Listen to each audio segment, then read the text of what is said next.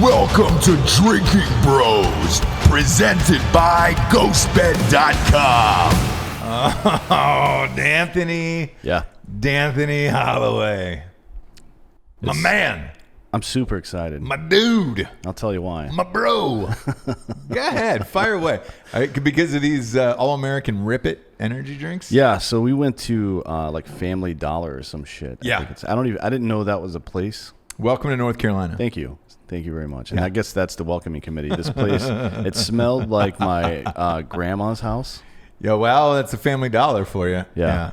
That's why they call it Family Dollar. It's that $1 that everybody's family has that's stuffed in between the crack of a couch, and then you pull it out and it smells like ham. So, Well, you're not a big fan of ham. I fucking hate ham. I don't know why, though. That's a weird thing to hate. Not a ham guy. Are you secretly like Muslim or something? Or No. Are you kidding me? that's fine if you I'm are. very open about being Muslim. No, but the thing I'm excited about is this right here. Yeah. These All-American Rip-Its. I don't know. It says tribute. I don't know what the fuck the tribute is to exactly. By the way, Rip It is not a sponsor, although we wouldn't be opposed to it because No, that I was love the Rip It. military drink, right? Yeah. It's either, I mean, when you're deployed, you get your hands on this stuff called Wild Tiger, which I think is out of Syria or some shit. But for the most part, what the military provides is Rip It. And it says tribute. And There's two soldiers on there yeah, there's a soldier on there with holding a shredded American flag. a it looks shredded like. flag and then a gun in his other hand, which is how we like. Whenever I've gotten into gunfights, I'll Yeah. hold a flag up in the air with one hand and fire into the air with the other for sure. Why is the flag always shredded? What happened to I that don't flag? know. I've never seen that Yeah, before. yeah. It's nice. It looks like a can of America. Like if you put America into a can, that's what this Rip It tribute can is. And is that cherry lime? Yeah, it is. As a matter of fact, Is there any sugars in that? yeah, I'm kidding. 20. There's 20,000, right? It's they do that whole like serving size trick. So this is 2 serving sizes. There's 52 grams of sugar in this. Yeah. Boy. Which means I will not be drinking it, but I will stare at it from across the room because it's super America. Well, you've got it on your desk, and if you're not subscribed on YouTube, all the shows are on YouTube, including the sports shows now. We get a big shocker to start off the show, Dan. Yeah. I was not expecting this to happen. We've talked shit about this for a while now. Since November, really, when the first hard numbers started coming in. For the sports show. Yeah. We said, look, man, because we ended up the season, and when we say the season, we mean August 1st through essentially April, right? Because that's the biggest gambling season for all of us fucking junkies out there, right? That's college football, fantasy football. And the reason why we say August 1st, because that's when the odds come out for the NFL season. You kind of know if somebody got hurt in training camp or if they're going down or whatever's going to happen, whatever the case may be. Somebody keeps a firework in their hand like JPP and it just blows up, a few digits off their hand.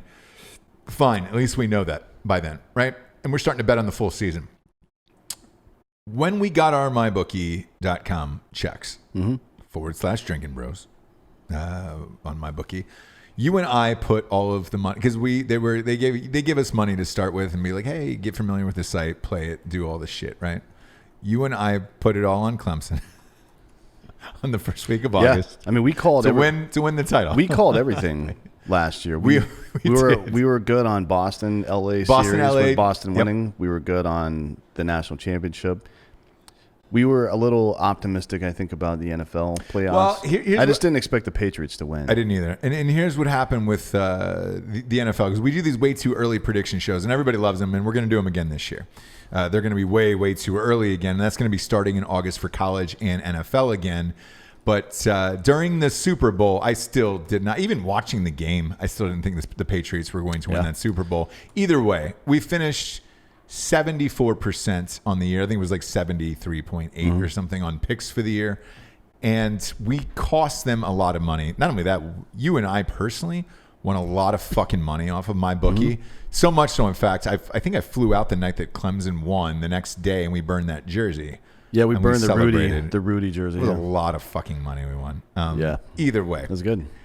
Both of us said on air and in private, there is no way MyBookie.com is going to come back on and sponsor us because that's it. Most of these sponsors are a year, right? Chief sponsors are a year, and then you move on. Hopefully they stay, but you never know what companies are going to do. Yep. They came back and hit us up and said, "Hey man, put your money where your fucking mouth is, and see if you can do it again, assholes." And I literally almost dropped the phone. I was like, "Are you fucking kidding me?" Yeah, it was pretty funny. Like they were. We had talked to DraftKings. We actually did a thing with them. NBA thing. We talked to DraftKings. We talked to a couple other sites, and I was like, man, I don't, because you and I love doing the sports show. The sports show crushes. Yep.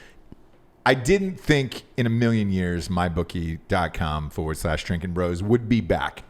They are back, and they're saying, put your fucking money where your mouth is. See if you guys can do it again, you assholes.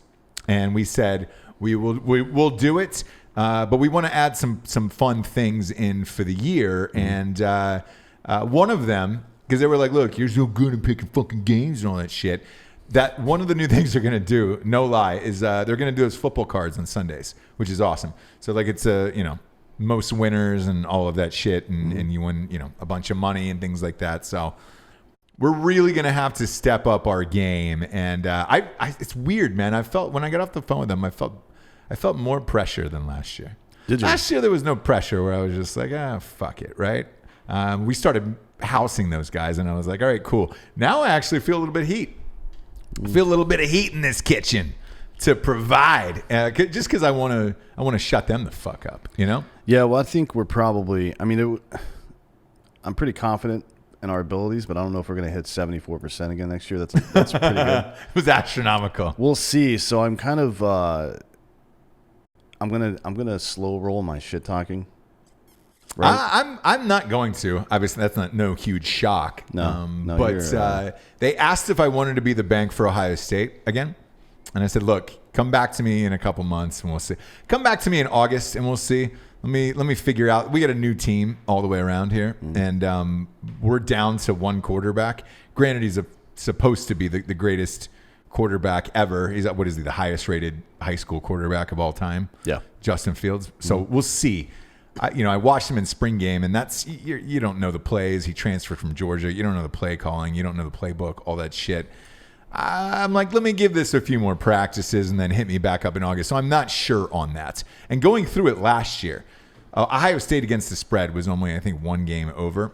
Yeah. So sweating that out every Saturday was fucking brutal. Let me look at this team first, and then we'll see if we'll go back to that well. But mybookie.com/Drinkin Bros is on for another year. Time to take these motherfuckers to the house. They got everything up. I mean, they even have like French Open odds and UFC and all this other stuff. Look, we love betting. We love spreads. We love the whole shit of it. So I'm stoked they are back. I just I didn't personally believe they would come back to this. No, I didn't either. But I tell you, now that we have, we're dedicating more time and resources to the shows now. Yes. So we're going to do some prop bets and other stuff that'll make it fun for everybody. Yep. Like some people don't bet on sports. Yep. But they might bet on, let's say, I don't know, Jared doing something weird. Yeah. Whether or not he's going to get married again. Yeah. And then, look, also MyBookie is also doing Bitcoin now, which, man, you and I have talked about this on Real Drinkin Bros. Now we can talk about it on Sports Drinkin Bros, since you can bet with fucking Bitcoin. Is this real? Is this cryptocurrency shit real? I mean, it's as real as anything, any other currency or art. It's valued at what society will value it at, right? So I'll put it this way. Josh Harkis, friend of the show, obviously travels with us for most of these live games. Yeah. He bought a fucking office building with cryptocurrency. Yeah. And they took it. They took the fucking money. Yeah. It's shocking to me. So look, you can bet with it now too. So if you're out there at home and you're like, hey man, I got some crypto to burn, boom, you can pop it in here. Again, $100 all the way up to $3,000 doubles your deposits. And since we're talking about it, before we get into the other sponsors and shit, I want to ask you about this Warriors spread, because this came out today and I was shocked by it. Yeah, 5.5 is a lot, considering Iguodala's a little banged up, Clay's a little banged up, KD, we don't know if he's coming back. Looney is out for the series now, apparently. Kevon Looney, which why his parents didn't name him Kevin, I don't really know. I don't want to go too deep into why people name kids certain things. Kevon, like that's just there's a lot of names. Is it Kevin? There. Nope, it's Kevon. You know how many times that motherfucker's had to say that his whole life? Yeah, he's oh man, I feel like as a parent, name your kids normal shit and pronounce it normal ways, because it just makes it difficult. It's gonna fuck their life up. Yeah, it makes it so difficult, and then they have to learn how to spell this crazy bullshit too. God. No way. So Kevon Looney died on the floor that night. Yeah, he like took an elbow to the chest or some shit. Sort of. It was on the way up and then down. He fell hard. I thought he had maybe broke his collarbone the way he fell. So they're saying some. It's not a chest. In the game, they said chest contusion in the right? game, Yeah. and that was way incorrect, by the way. What is it exactly then? It's some collabral fucking thing. What are you typing in over there? Nothing about that. Yeah, you should be looking up that. But whatever his collarbone was, that's gone now. He died. I saw his fucking soul leave his body. Yeah, he's dead for sure. It's called a cartilage injury. Interesting. I don't know really what I mean. Like a meniscus tear, but in your chest. It's in his fucking. I've never heard of that before. He's out indefinitely with a fractured collarbone. Make this shit simple, dude. Just say that. He broke his fucking collarbone. That's exactly what I said to you during that game. Fracture of the first costal cartilage on the right side of his rib cage. What the fuck is that? Let's look it up. No, let's not look it up. It's a broken collarbone. He's fucking out with a broken collarbone. When we saw the goddamn play, I literally said to you, oh, he just broke his collarbone. That's exactly what he did. Don't pretty this up. Don't put your fucking baby makeup on this child and trot them out to a John Benet Ramsey competition because you want to sound like you're a fucking doctor. It's a broken collarbone. It is what it is. He'll be fine. It's the cartilage between. Don't care. The rib. All done with that. The breastplate and the ribs. Never want to hear about it again. He broke his fucking collarbone. He's dead. He's out for the series. Now let's send some flowers to the Warriors organization for his death. Send a can of this tribute. Rip it too with the soldier they with can the pour shredded some out flag for their dead homie. Yeah, because Kevon Looney is gone. You heard it here first. Folks. Never to return. Kevon Looney's dead. He's dead. I saw his soul leave his body and it's gone. With that being said, the Boogie Cousins thing coming back from injury has never been more important. And I thought Boogie was done. Yeah. Done for the series. Whatever that guy did to come back from this injury that quickly and play this well. Because let's face it, if he doesn't have, what is he have? He had like 10, 11, and 6 in the last game. Did he? I thought he had 18. No. I think he had 11, 10, and 6 is what he had. Those numbers for a guy who just came back after, missing all that time were monstrous. Mm-hmm. Monstrous. And he's back in, and it's Bogut. Bogut had like 3 alley-oops. Granted, Bogut can only jump 3 inches off the ground. But Boogie Cousins hustling his dick off, working every single day to come back from this injury might just win them the title. And if so, that guy deserves to be the MVP. Because now, look, I don't know what's wrong with Klay Thompson. I saw him, limping out of the locker room afterwards to go after Drake. Did you see that? Yeah, it looked like just like a sore hamstring. It didn't look that big of a deal. I thought he popped it. Why not come back then? Why come back?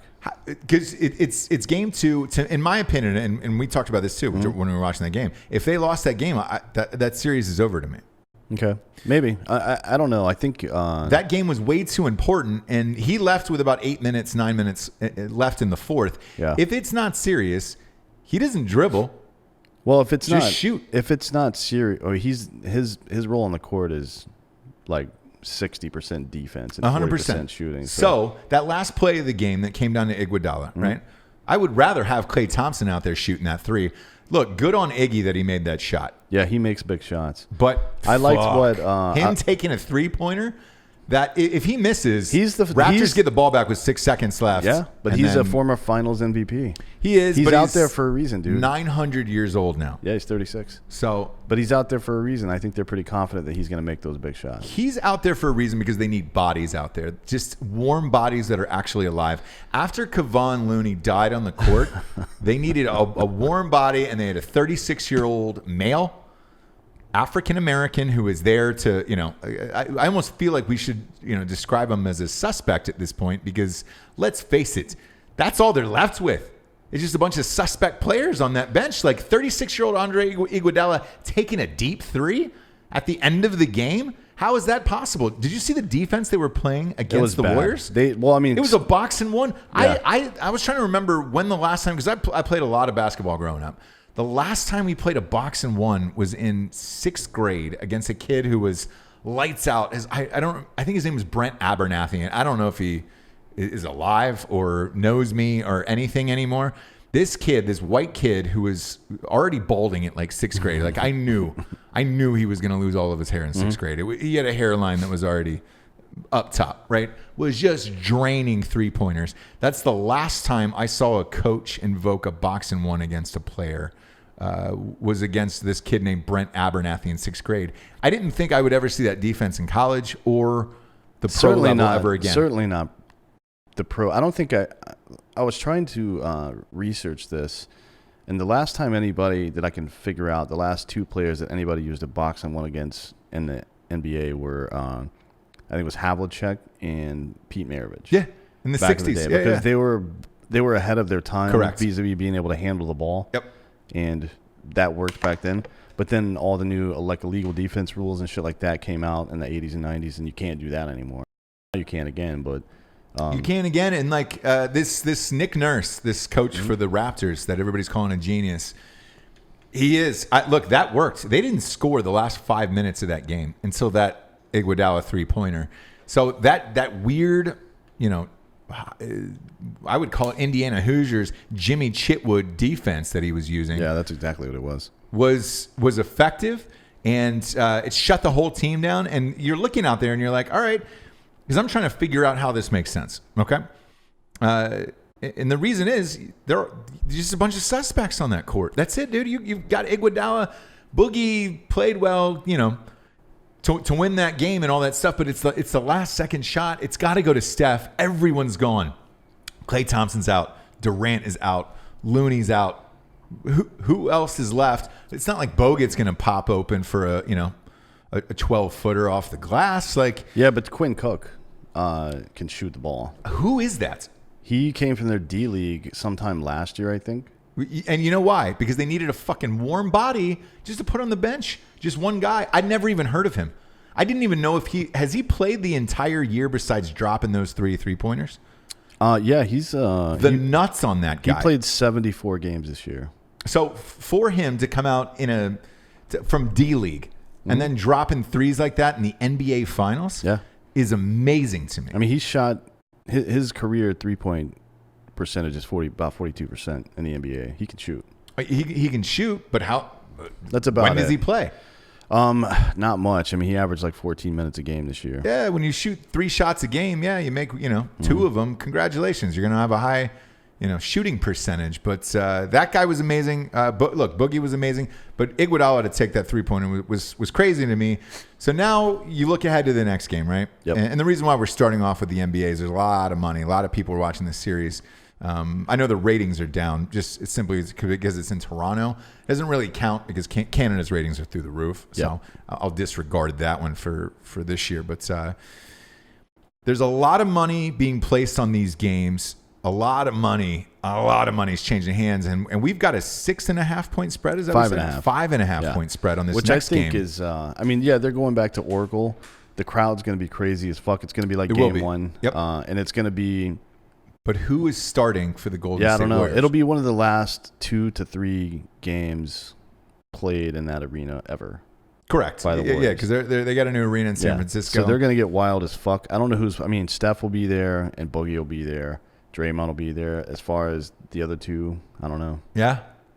We'll see. Even Draymond I would have trusted with that shot over Iguodala. I mean, that's crazy I don't know, to me, man. Iguodala he hits clutch shots all the time. He really does. It's amazing. But look, you got those guys. Why not? Because if that is your lineup, right, and that box and one works so well, defense. What if you did that for the whole game? The problem with that is that that only works if you're in a half court set, and I wonder how many possessions per game you actually play against the Warriors when you're in a true half court set, because Draymond pushes the ball up the court every single play, right, on purpose to keep defenses, either get them tired or keep them off balance or whatever. I don't think. I guess it doesn't really come up in transition. Like you're not running a set defense anyway, so it wouldn't be a big deal if you're running a box and one. It's not going to negatively affect that. I just don't think. With the rapidity that the Warriors push the ball, that you can maintain that. Like, you would have to switch out the one in the box and one all the time, the whole game. But if you're Steve Kerr, right, and you've got a couple of days off, well, they're probably going to take 1 day off and then 2 days practice, because we're going every 3 days here with this fucking shit, which is bullshit. Congratulations on the ratings and all that stuff, but as a fan, it sucks. Yeah. He's probably working on the box, how to beat a box in one, right? Yeah, and with the amount of talent they have, like everybody that's on the court for the Warriors usually is a good passer. Like even their big guys are good passers for the most part. Boogie and Bogut are fucking great high post passers. Obviously Draymond's a good passer. Yeah. When you throw in a new defensive scheme like that, like I don't know if Nurse has had these guys practicing this all year, but if this is something that just came up recently, there's holes there, and Steve Kerr will find them. And it'll be like 4 or 5 possessions in a row where back cuts get them or wide open baseline 3-pointers. Right. And then he's going to pull off of that. Well, like he'll have to switch up his strategy at some point. What I know is Gene Hackman's going to be there. Yes. He'll be probably on the sidelines for the Raptors. He's still alive. And then barely. And then Dennis Hopper, they're going to have a hologram Dennis Hopper. Yeah, because he's passed on. He's gone, yeah. A hologram Dennis Hopper who's going to watch the game from a hospital bed. Yes. A psych ward or what do you have, alcoholism? Yes. So all my money is on hologram Dennis Hopper for this next game. This is going to be for me, because this airs tonight. This show airs tonight. The game is tomorrow. I am going to wait to bet this, and look, we've been betting all of these, and we put the house on the Warriors last game. And by the way, if you're not a member of Drinkin' Bros Sports on Facebook, it's a private group. Sign up. We'll usually drop in picks on there like last minute of like, hey guys, I put the thing in there of what world are the Warriors losing and getting 2 points, and they crushed and dominated. We won a shit ton of money off of that, but I don't bet this game probably until an hour and a half before, 2 hours before on MyBookie.com. I think it's by 2 p.m. that they have to release the injury lineup, report, and all that. So we'll see. So me personally, I don't put money on this until I see that injury report, because I don't know who the fuck is playing. I can tell you this now: at 5.5, if Durant and Klay Thompson are out, I don't touch that. I do not touch that many points. I don't give a shit that they're at home. I really don't. And because Kawhi Leonard he's a lot like you. He's dead inside. Yeah. And it doesn't matter where that guy plays to me. He doesn't give a shit if he's playing, at Oracle or, in fucking Iran, right in the middle of a nuke site. Like that guy doesn't give a shit where he's playing. I haven't looked at his home and away splits, but I would assume doesn't matter. The guy's money everywhere he goes. It doesn't matter. He came in Toronto, a foreign land, foreign culture, and dominated. And what did he dominate with? He dominated with laughter. The old Kawhi laughter is what he dominated with. But yeah, so let's wait. Let's wait to throw money on this until a couple hours before game time, before heading over to MyBookie. That's definitely what I'm going to do in this one. He's actually a little better on the road. Goddamn right he is, because he's Kawhi Leonard. Like pretty much across the board except for free throw shooting. Every other category he's better in. Because it just doesn't matter where he is. No. You put a piece of orange rubber in front of him, and he'll put his giant ass hands on it and throw it through your fucking dome, dude. How big do you think his dick is? Monsters. It's a two-hander. It's got to be huge, because he's 6'7". I'll put it this way. Do you know what his proud few is? No. Do you know what the proud few is? No. So that is when you grab your dick, full boner, and whatever's left at the end of it. So you grab it with 2 hands. 2 hands. And then this part at the end. Yep. Whatever's left at the end of you grabbing your hard dick with both hands, that's your proud few. Is your proud few inches. Kawhi? I don't know that he's got that because his mitts are so fucking big, though. That's true. Yeah, I didn't take Like that his into hands account. look like baseball gloves. I didn't take that into account, but I'll say this: I bet it's an extra 3.5. His Ooh. proud few number is probably 3.5 inches. You think he's rocking a full foot? Close? It's got to be close. I would say it's at least 9 flaccid, maybe 11 hard on Kawhi Leonard's cock. I mean, you have hands that big, and you're that large of a man. Well, we know how big Draymond Green's dick is because he posted a picture of it on Twitter one time. Yeah. Well, somebody else did too. Yeah. Jeez. He DM'd a girl, I think a porn star, and she put it up, and she was like, "Yo, fuck you. Yeah. Here's your dick." That's a good lesson. Don't send unsolicited dick pics to people. No. Only send solicited ones. Solicited ones. Yeah. Like if a girl says hi. And get a proper photographer. I'm a translator. A lot of people don't know that. Yeah. When a woman says hi to you, dick pic. That's what that means. Like, please give me that dick pic. That's not what it means, by the way, so don't do that. Kawhi's proud few. I'm going to go over under 3.5. If we could get that on my bookie, that'd be great. As a nice prop bet. Yeah, and then you and But then we would have to go in and grab his dick. No, you run up behind him. Sure. Kneel down. I'll push him over you, and as he's falling over, you grab his pants, pull him down, and I'll have the tape measure ready. I'll get that. Problem is, he's got to have a boner. And that'll segue into our next sponsor. Talking about Roman. Yeah. The boner pills. Let's getroman.com/drinkingbros. GetRoman.com/drinkingbros. Boner pills. I'm gonna shoot. So that's the thing. I'm gonna shoot. So we slip him a Roman at some point. Yeah. And then I'll push him over. You grab his pants. I'll grab his dong, and then the whole thing. So you go this Roman, Yep. chlorophyll, then measurement. Chloroform. Whatever. Chlorophyll is what makes plants green. Makes plants green. Hey, let's give him some of that too. Let's turn him green, man. Let's turn him green. He could turn green. I could see that. Yeah. Incredible Hulk style. Space Jam. Yeah. So let's give him a Roman. Yeah, dude. Push him over and then get out the old handsies. Or if there's someone out there in Drinking Bros land that can get us a picture of Kawhi Leonard's dick, that would be good too. That way we wouldn't have to assault this guy. Yeah, and look, if you're out there at home and you're trying to to understand what your proud few is, go to getroman.com/drinking bros. Get your boner pills in the mail, discreet packaging. Your wife, girlfriend, kids, they don't know what it is. You won't know what it is until you open the box and see those fucking boner pills. And then pop them down, put both hands on that fucking rock hard wood of yours, and then get your proud few measurement and send it into the show. Yeah. You know, maybe we'll give you a signed can of Rip It Energy tribute. Cherry lime flavor. 'Cause that's the only flavor that it comes in, apparently. Get Roman. Get Roman. .com/drinking bros. I'm gonna shoot. Oh, boy. And then see what that is. Next up, we got boxofawesome.com. Oh, man, I love this shit so much. What'd you get last time? Because you just moved to. You had a bunch of shit. What'd you? So I got a whiskey decanter and 2 glasses. Yeah. And that's one of them. I've got another one on the way. I don't know what it's going to be yet, but I'm very excited. Surprise. Yeah. But you had that whiskey decanter. I was like, yo, would you bring that with you? And you were like, hey, it's Box of Awesome. And I was like, fuck off, dude. Yeah. Gigantic fan of these guys, man. They're on the show, boxofawesome.coms. They're theme boxes for guys who give a shit about, your life. And then here's what you do. You can join free and then take a quiz, and they'll give you a surprise box, or you can just order the boxes individually. Yep. The dot kit I own, and the travel bag I own. I like that travel bag. That's really Fuck, dude. I'm a big fan of that shit. And it's $50. That's it. So you're good to go. My next one's going to be this skillet, this cast iron skillet. Yeah. Yeah. Jesse cooks with one all the time. And it's the only way to cook a steak properly. Is that real? So she's been cooking fillets in it. So that's real, right? Yeah, I do. Because I grill out a lot. I'm a grilling guy. I'm a grill master. Not a big. The grill's uneven heat usually.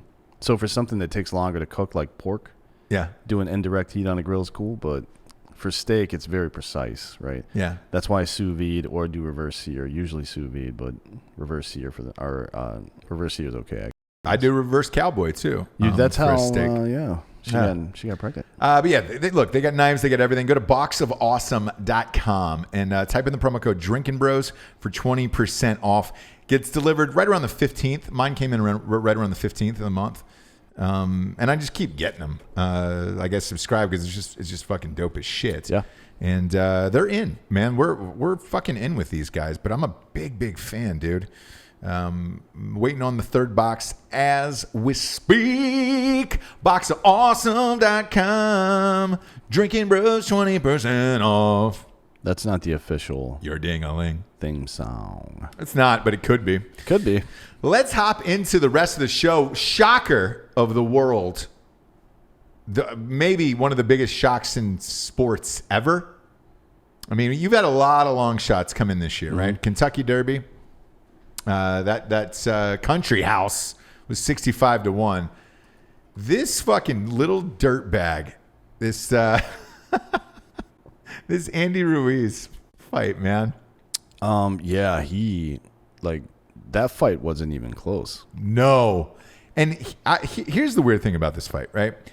And this is full disclosure because truthfully, you and I watch every fucking sporting event on the planet. Yep. No matter what it is. I was even watching the French Open this weekend. I did not watch this fight. Did you watch the men's or the women's French Open more? Both, actually. You know what's funny, man? Tennis is one sport where both men and women are great. Just had this conversation last night with a friend of mine. Like, I can't watch women's basketball. It's I can't it's either. terrible. Yeah, but women's soccer I watch. Yes. Volleyball, Great. especially during the Olympics. Correct. Indoor and outdoor. They're super Correct. athletic. And then tennis. Yeah. It doesn't matter what the gender is. And I like think the female World Cup is coming up, and like I'll watch the shit out of Yeah. that. The USA women are amazing. And now the fucking women's MMA is getting good again. Good, yeah. Like It's getting real good. They had a few people and then mostly shit, and now I feel like they're getting a lot more lined out as far as their people go. So. For sure, and they're fun, man. You see a lot of knockouts, and it's fucking brutal. Yeah. So I'm into that as well. This fight, however, I was not into. The opponent, I didn't think that it was going to be a thing. Yeah. The opponent canceled. This guy, this fat Mexican dude, took this fight on 30 days. You know how he took the fight, Dan?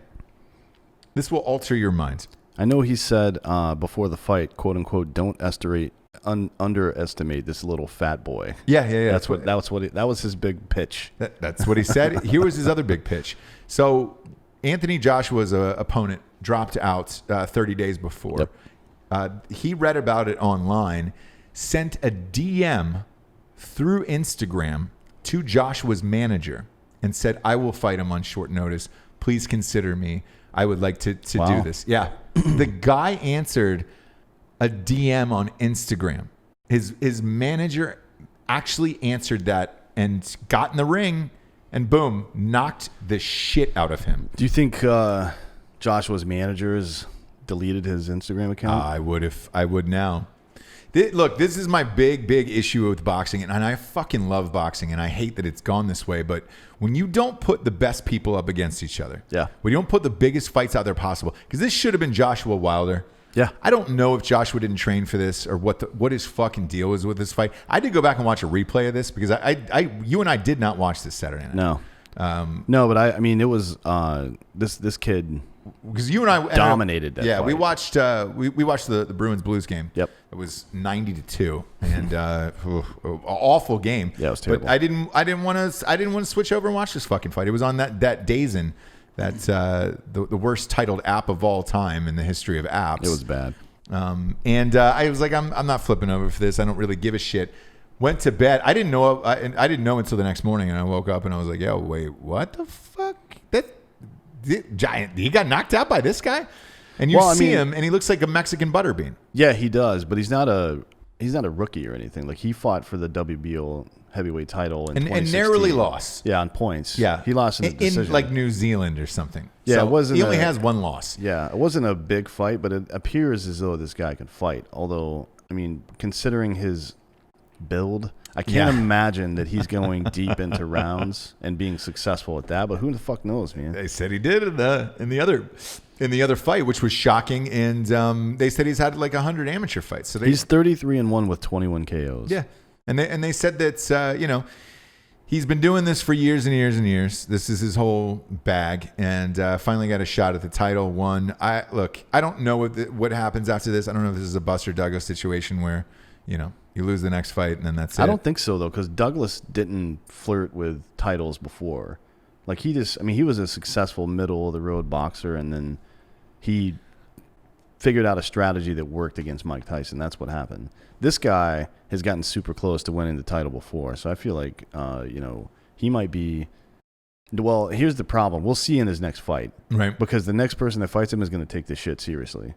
I don't know if Joshua fucking slacked off that last 30 days after. And honestly, 30 days to prep for a fighter you don't really know is not that much time anyways. No, and I was trying to think of the last time that I can remember it in boxing, and I was a kid, and I was actually there. And it was, I'm from Atlanta, obviously.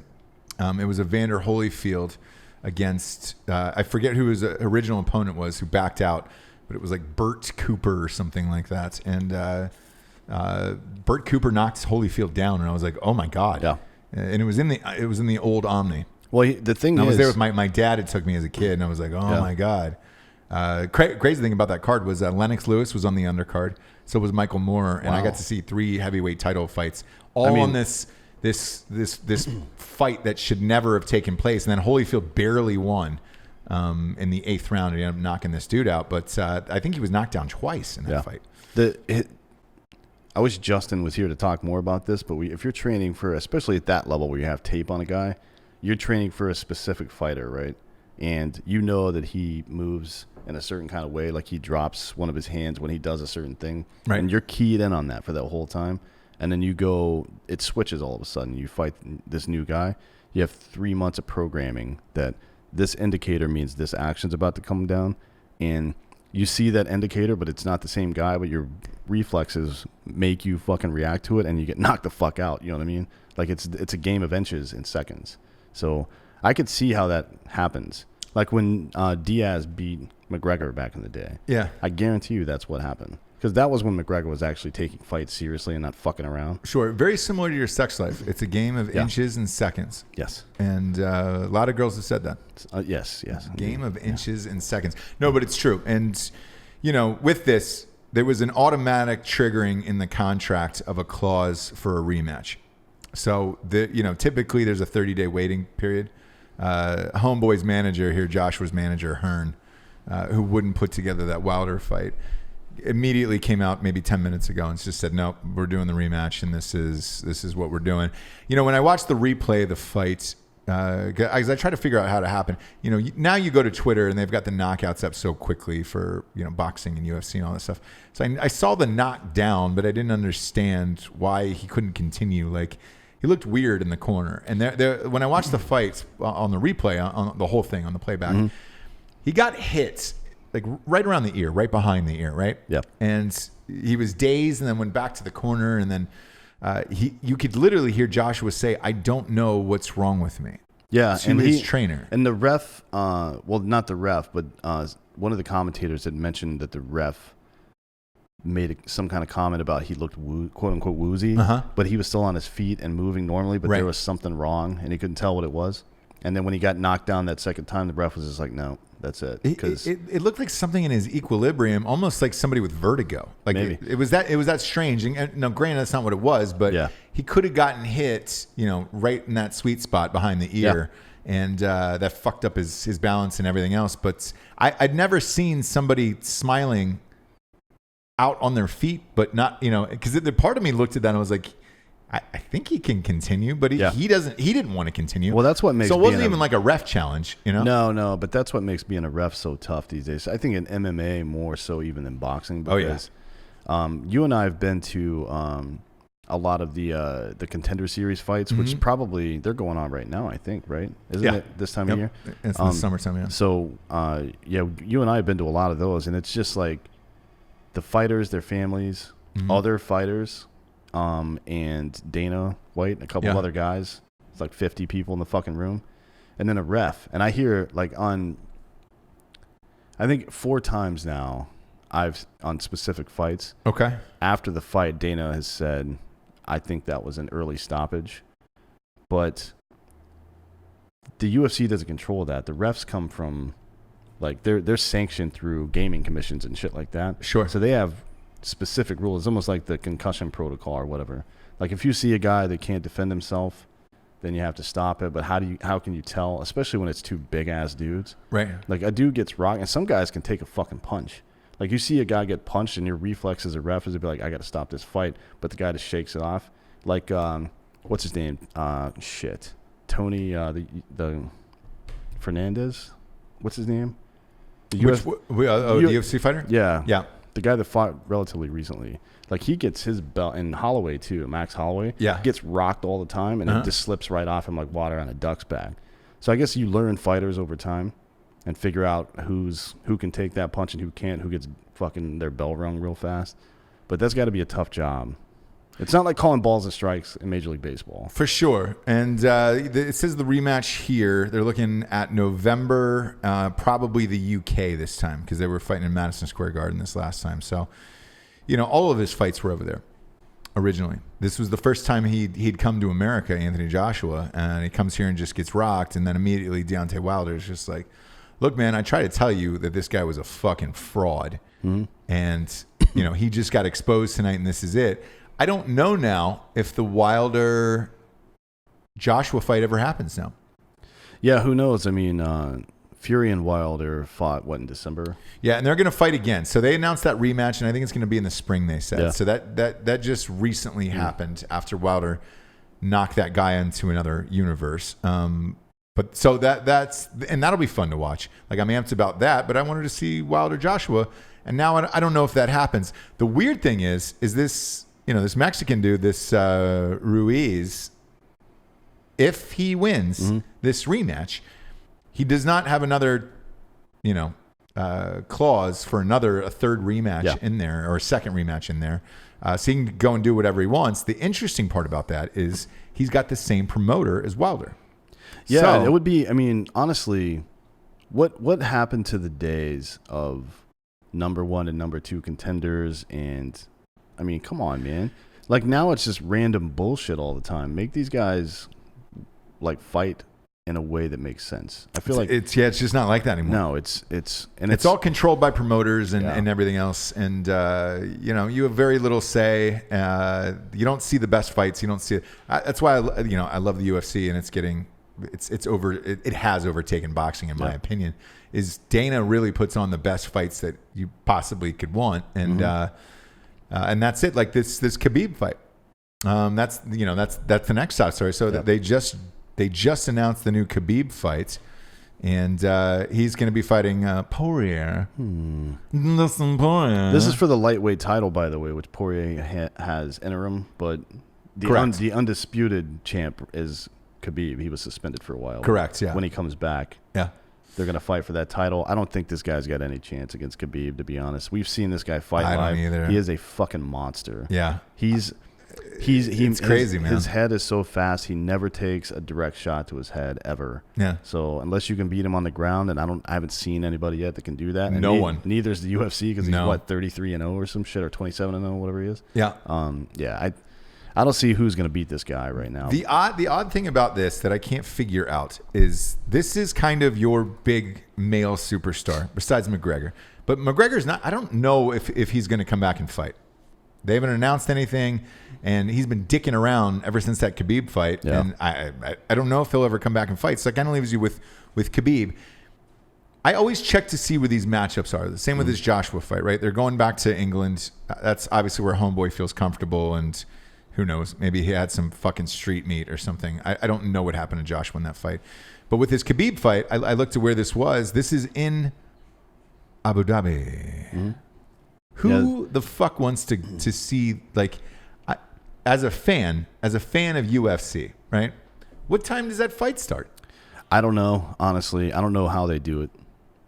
Because the last one was over. This last week was in what, Sweden?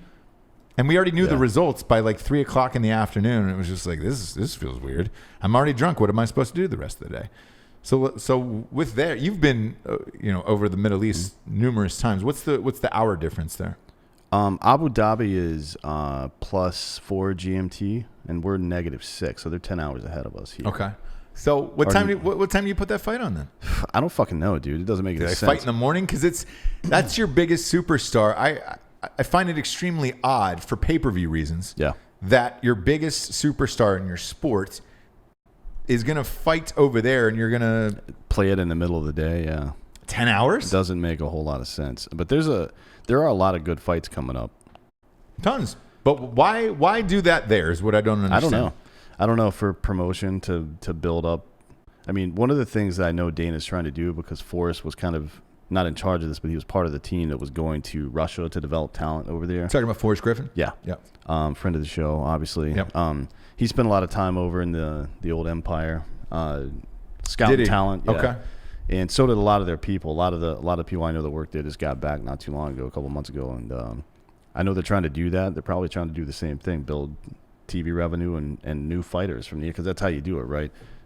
People in Russia probably aren't going to watch two Mexican dudes fight, but if there's, a Georgian or Ukrainian, where the fuck is Khabib from? Yeah, I believe he's Russia, right? Yeah, maybe he may be from the Federation. Russia. Yeah. So that's your hometown guy. Obviously, anytime there's a hometown dude, people from that area are going to watch it more. So put it in Moscow. If there's some, yeah, right. If there's some guys in the Middle East that are good fighters, and we know that there are because our buddy Adel, I can't remember how to say his last name, but he fights in Bellator, and Chris Pratt's his corner guy. Yeah. He's a fucking really good fighter. Yep. He was a translator for the Marines during the Iraq War from Iraq. So you can reach those new TV markets in the Mideast if you can get a guy like that and promote him and have him doing well and stuff. So it makes sense that they're doing it.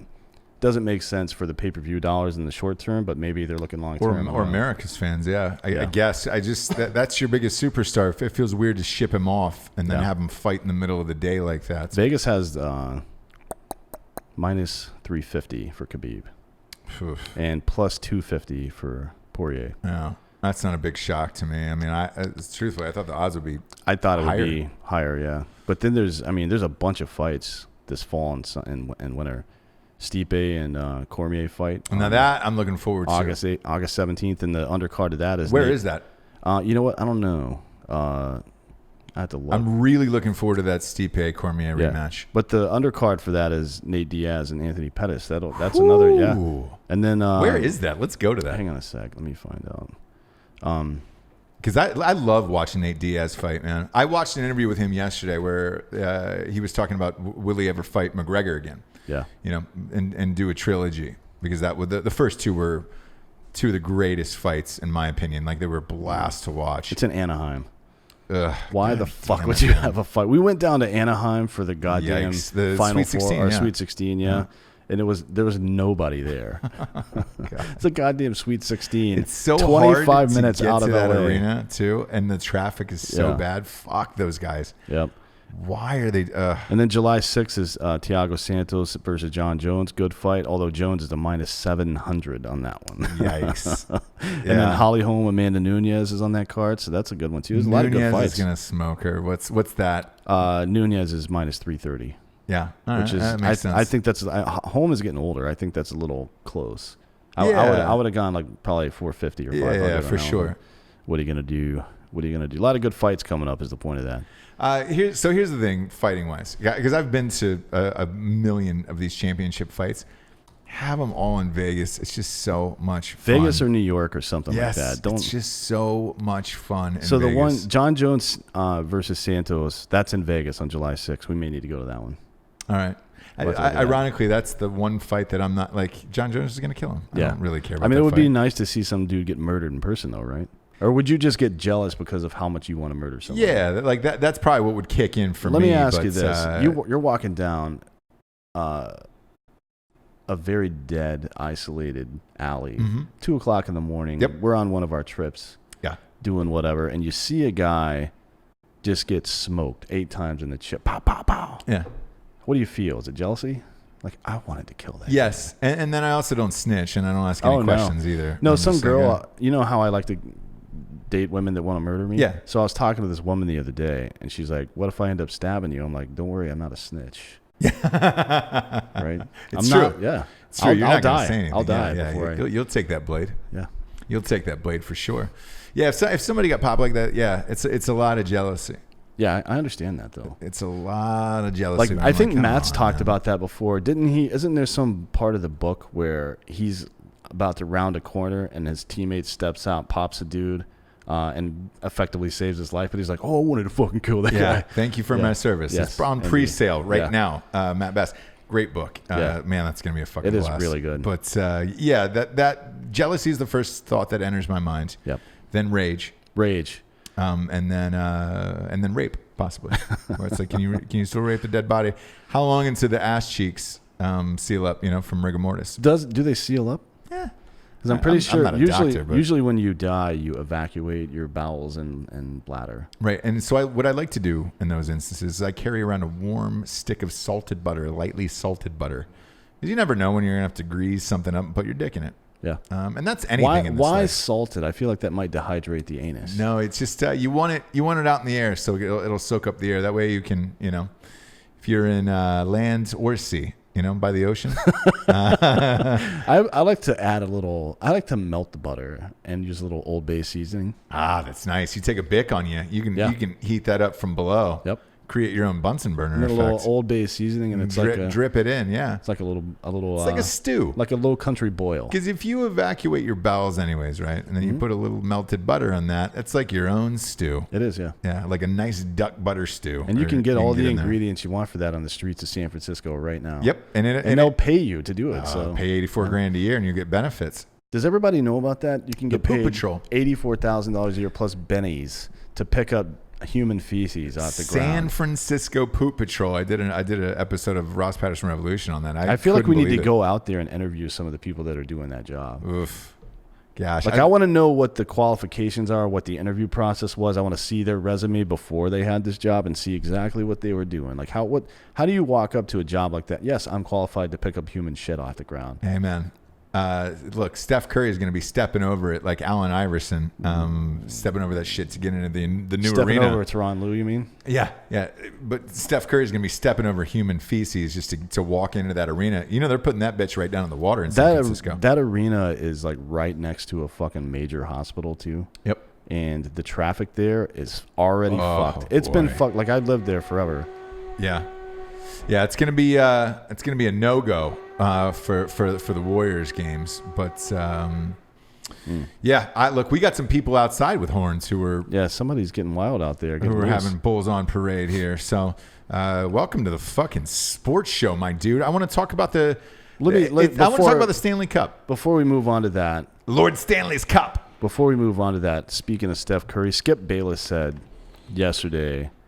Iguodala said yesterday that Steph is the most disrespected player by his peers in the league, or something to that effect. Do you think he's the most, by the fans, the refs, particularly the refs, I think, the most disrespected multiple MVP winner in the history of the NBA? Yes.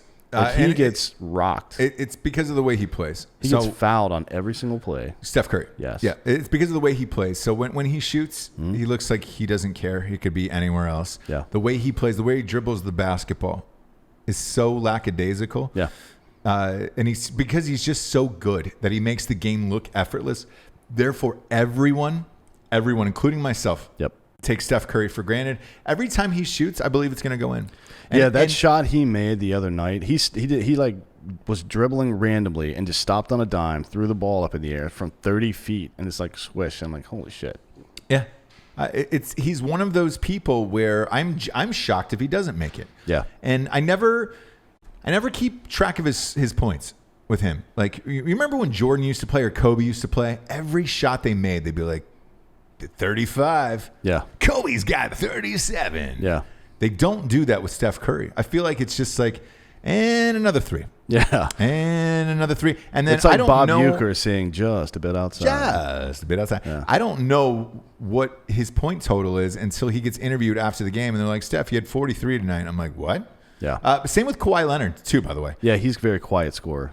They said that he scored 30 in this last game. And I was like, what? He did? It didn't seem like it. And it didn't feel like he was that dominant or that great. No. But this is only in the last, in this century, in the last 2 decades, I guess, Kobe and Jordan are the only ones to score 30 plus in 4 consecutive finals games. Yeah. And shit. That was, some crazy stat where it's just like, well, what the fuck? It feels effortless for those guys. And therefore, Steph, I think, will always get overlooked until the end of his career when you're like, all right, he was probably the best pure shooter of all time. But the fucked up thing is, you probably could say that about Klay Thompson too. Yeah, I mean, they're right there. He just isn't getting the volume. Yeah, that's it. Because he's got to play more defense than Steph. Steph can't really play defense because he's so tiny.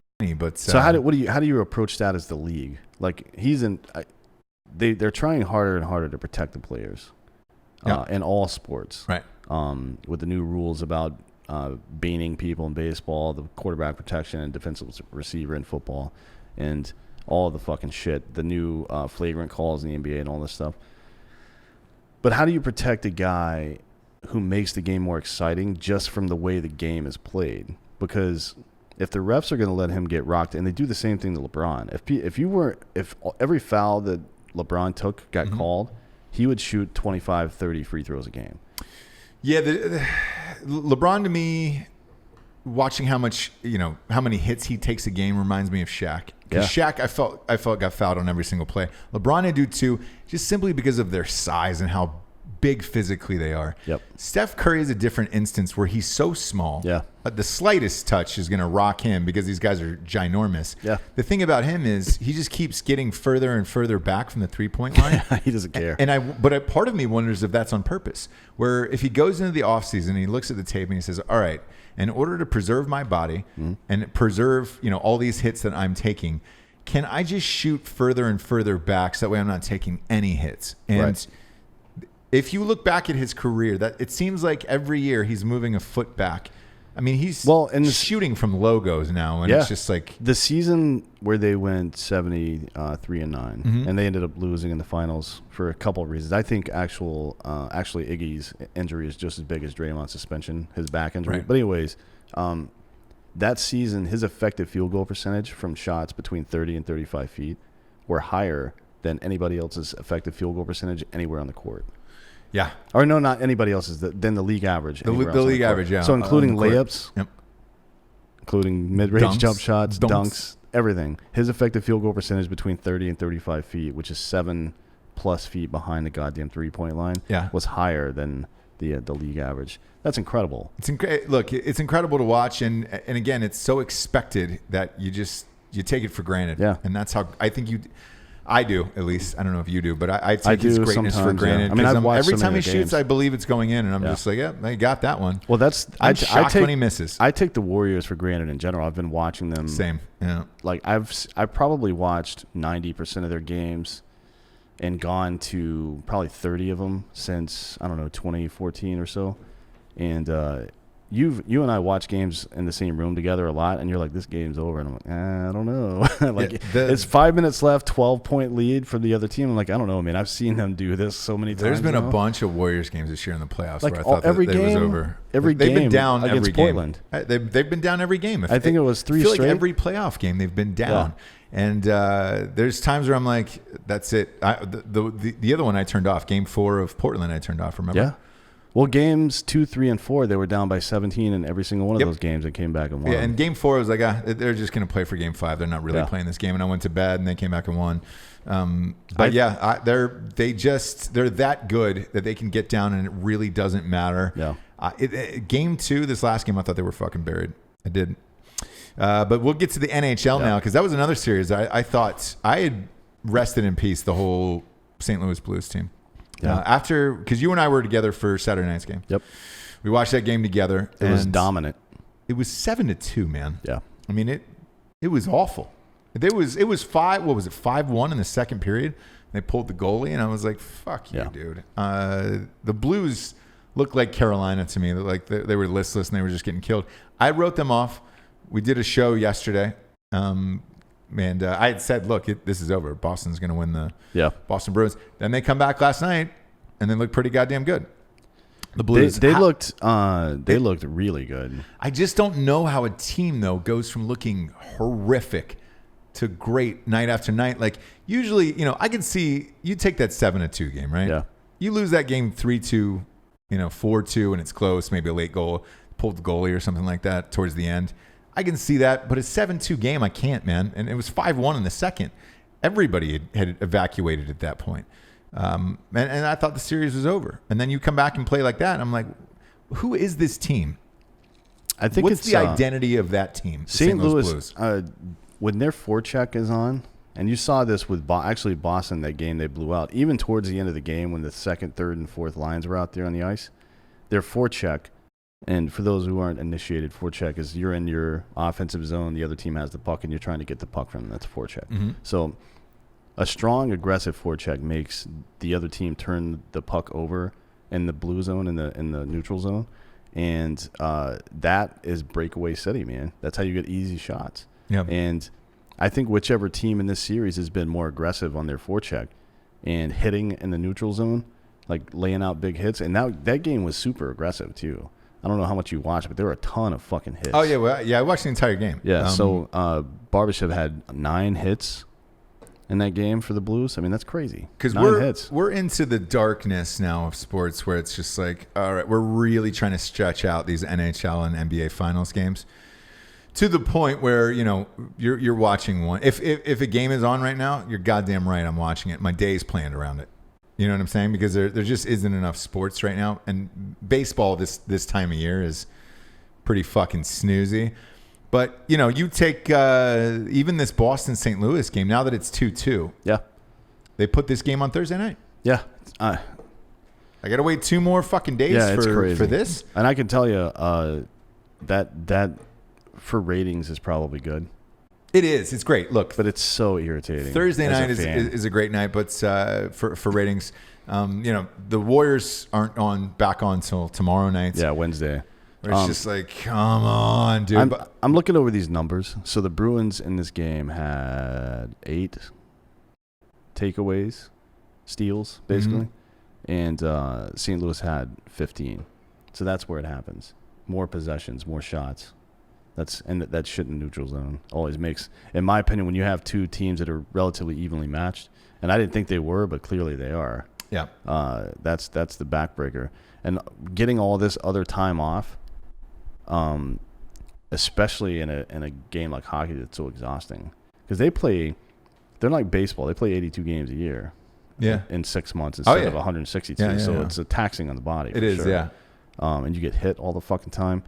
I'm sure this helps, and maybe we should just stop bitching about it, because ultimately it's about getting the best product on the ice or the court or the field or whatever the fucking case is. Fine. The dudes are most rested. That's the best version of those 2 teams going against each other. I get it. It's still fucking annoying, though. Yeah, and again, man, can we not shorten these fucking days off? I can't stand this shit, man. Like, dude, we have nothing tonight. We have the NBA Finals and the NHL Finals going on at the same time. We have nothing tonight. There's got to be something. Come on. 0. It's you're looking at baseball. This is a breaking news story, by the way, from DeMar DeRozan, who got traded in that Kawhi Leonard trade. Look, he was Toronto basketball. Yep. He was the dude there. He was the superstar. He's the one that showed up in the playoffs all those years while Kyle Lowry Lowry was not. Yeah. And look, you would probably still rather have DeRozan than Kyle Lowry right now. Yeah. Would I rather have DeRozan at the 2 and Kawhi Leonard at the 3? Yes. Yeah. Thank you. Yeah, you would. Yeah. So he just came out and said, look, who are you rooting for? And he's like, look, I'm rooting for my best friend, you know, Kyle Lowry and my former teammates, but I can't feel like I wasn't the sacrificial lamb in this situation. And I'm paraphrasing that from him, but you know, he said, I fought, I sacrificed, I pushed the limits, and you know. Well, he did use the phrase sacrificial lamb, though. He did, but it's tough in that situation, because you know, if Kawhi Leonard is out there, you trade for him and you try to go get him. Yeah. The Lakers tried, but there's no way you're trading to the Lakers. Do you think that's what do you think is going on with the climate in San Antonio? Because for me, as Popovich or a player on the Spurs, I would be kind of butthurt about this comment, to be honest. Like, what, you don't want to be here? Like, obviously. No, he didn't say it like that. So I know that's not what he's saying, but the implication is true. Like, I would rather be in Toronto winning the series right now is what he's saying. Of course, and who wouldn't be? But, you know, this was also a guy, and there was very few guys, let's face it, in Toronto, that were like, hey, man, I love Toronto. I'm going to stay here and play, and I want to win a title here. There was 2. It was Kyle Lowry and DeMar DeRozan. Yeah. Because if you go back in history, even with Vinsanity, right? He wanted out of there. Tracy McGrady wanted out of there. Nobody wanted to play in Toronto because it's a shit market, and I mean they have great fans, and they're passionate about it. But you're in Canada, man. Like you're away from your friends and family and all that stuff and everything you grew up with in America, and you're playing for this team. Those are the only two guys that actually wanted to do it. So I think for that reason is why he made the sacrificial lamb comment of like, man, it sucks because I actually wanted to be there. Yeah. And then you go ahead and cut me for not doing anything wrong. And I don't know what his future even looks like, to be honest, because I don't see the Spurs making moves right now to get better. Yeah. Like, I don't see it. There's free agency coming up, but what are they doing? What are they going to do? Look, they're going to try to buy people or draft and get the best people. But San Antonio is another place where players just don't want to play there. Yeah, they don't want to play in New Orleans. They don't want to play in Toronto. They don't want to play. Memphis is another one where you're just like those four cities and Sacramento, the five. Those seem to always keep popping up in inner circles of NBA conversations of like, I do not want to be in this city. Yeah. There's a lot of great players out there that would rather go to a great city with a shitty team and try to build that team up rather than go to a shitty city with a good team and I would do that. Contend immediately. Yeah. I would. So I feel like the NBA is failing right now not having a team in Seattle. Like, I can't believe there's not an NBA team in Seattle right now. It's fucking crazy. Like, get that team out of Memphis or get some team or do an expansion or something. There should never have not been a team in Seattle. Yeah. Like, I understand how it all went down, but the fact that the NBA didn't come back and immediately rectify that situation is fucked to me. You know who they drafted number 1, right? Kevin Durant. Yeah, oh, yeah. Yeah. It would have been great for a lot of years in Seattle. And then they drafted fucking Russell Westbrook. Yeah. And then James Harden. I mean, and Serge Ibaka. I mean, it was fucking stupid. Whoever their GM Jesus was brilliant. Whoever their scouting team was the most brilliant men to ever have lived. And Seattle has great sports fans, by the way. Yeah. Like the Seahawks, the 12th man. Oh, thing. yeah. It's cool. It's kind of annoying, but they're good fans. Supersonics fans. I mean, they were. Yeah, they were great. They were great. So I don't know. I don't know what's going to happen with these guys, but I feel bad for DeMar DeRozan because again, it's rare that you find a player who's like, no, man, I love this little tiny city that I'm in, and I'm gonna, try to make it the best I can and win a title, and I'm gonna stay because he wanted to play there forever. He seems like a super genuine, good dude. Like apparently, Lowry was talking to the press the other day, like, hey, what do you think about DeRozan? He's like, well, he actually texts us, like several of us every single day, wishing us good luck and all this other bullshit. And he wants them to win the championship. Oh boy, yeah, it's crazy, isn't it? Yep. I feel bad for him. I really feel bad for that guy. I bet he's got a big dick too, though. I mean, I wouldn't say it's a Kawhi dick. Well, he's 6'7", so yeah, not enough. Not enough. No, not enough. Let's somebody get us. I got a crazy dick story since we're talking about let's it. Hear it. Yeah. There was a girl that we worked with, a crew member, who had fucked Shaq in L.A. Ooh, God. Yeah. And Can you imagine that thing? That's what I said. So I was just like, how was it? I was like, was it too overwhelming? Like what? Like that had to have been fighting off, a fucking stalactite. It's like your stalactite, the one that comes down. Yeah, yeah. It's like your Ice Cube in that movie with the snake or whatever. Anaconda. Yeah, she was definitely J-Lo and fighting off Anaconda. And I said, what was it like? And she goes, I was expecting, because she was like, dude, I was expecting like this just behemoth, just a full elephant trunk coming out of there. And she was like, it wasn't that big at all. But she goes, he was so big. Mm. He's 7'2", 380 pounds or whatever. She goes, big. I can't tell if it was because he was just such a giant man that it made his dick look smaller or vice versa. She goes, I'm going to reserve judgment on it because that's the biggest human man I've ever seen naked, and that's what you're gonna get out of that convo. And I was just like, thinking about it, it makes sense. So you're like, oh, all right. How do you not pull out something? Like I would put it up next to I would do some way that I could go measure something later and figure out exactly how big his dick is. I would not be able to live if I saw it and didn't know. And didn't know that real answer, yeah. It would drive me crazy. It would be like that really shitty Jim Carrey movie, The Number 23 or whatever the fuck it was. Where he's obsessed with It's terrible. Don't see it. But he's just obsessed with this number over and over, and it just keeps showing up everywhere. It would just be Shaq's dick. I would see it everywhere I go. And I would not be able to stop thinking about it until I saw that motherfucker with a tape measure next to it. Yeah. By the way, for you out there doing measuring your dicks, make sure you use the cloth tape, right? Don't use... You can't use the hard one because you got to put that in. That metal is going to catch the end of your shaft there, and that's going to be a problem. You don't want to get injured. You also want to get a good measurement. Of course. So you've got to go cloth measurement on that. And that's just a rule of thumb. And make sure you get the girth, too. You don't want to forget about that. Girth is super important. I know you're rocking some girth. Yeah, it is and it isn't. Like I've asked girls what's the most important thing in this life, and it's a 50-50 split on that one. Your dick looks like it got stung by a bunch of bees in a halo right around the middle. Oh, yeah. It's one of those ones that goes up like this and then out and then back in. Yeah. It's even got a tree knot in it. That's how big it does, is. yeah. Yeah, I store things in it. And there's like a heart with an R loves S thing in there. And I've got a tattoo right next to it of Boo Radley's house. So it's got just a nice tree and then a hollowed out tree. If you were gonna get a tattoo on your dick, what would it be? I'd get Shaq's dick tattooed on my dick. So that way people could be like, hey man, I wonder how big Shaq's dick is. And I'd be like, that's right. It's tattooed on my own dick. That reminds me of one of your buddy's best jokes ever. What's his name? The guy with the podcast that we were just talking about. Why I'm spacing on his name. That scripts his podcast. Dan Cummins. Yeah, Dan Cummins. He tells this joke. It was like in fucking 2003 or something. He was like, I'm going to go get a tattoo all over my body of me, but slightly to the left, and then stand outside of 3D movie theaters and ruin people's lives. It's one of the fucking... I don't know why, but I've never forgot that joke. By the way, if you don't listen to his podcast, you should Time Suck.